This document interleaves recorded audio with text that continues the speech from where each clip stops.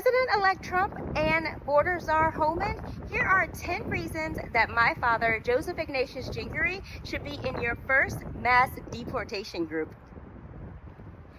Borders are Homan, I understand you are a former police officer. Assistant Washington, D.C. Police Chief and 4th District Chief Detective Merrick have sent an affidavit to the U.S. Attorney's Office in support of the arrest of my father, Joseph Ignatius Jhingory, for stalking me. My father, Joseph Ignatius Jhingory, started sending me harassing texts every day joking about suicide. This progressed to my father, Joseph Ignatius Jhingory, sending photos of me outside of my house, claiming he hacked into my security system and is always watching me. He even followed me on 13th Street one day. My father, Joseph Ignatius Jhingory, an immigrant from Guyana, claims he's stalking me because he's worried about me, when in reality, I haven't heard from or seen my father since September 2022, and he only started harassing and stalking me after I shared that drug raids took place at his Fort Washington home on YouTube with the world.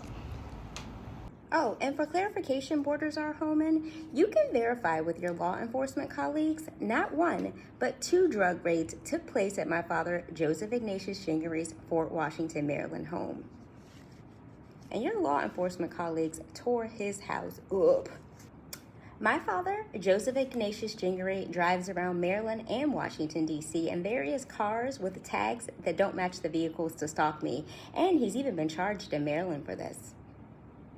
Knowing that his brother, Aubrey Jhingory, had a history of selling and abusing drugs in Guyana, my father, Joseph Ignatius Jhingory, assisted Aubrey with immigrating to the United States and living in our house in Petworth, D.C. Aubrey Jhingory was later deported from the United States for drug-related charges.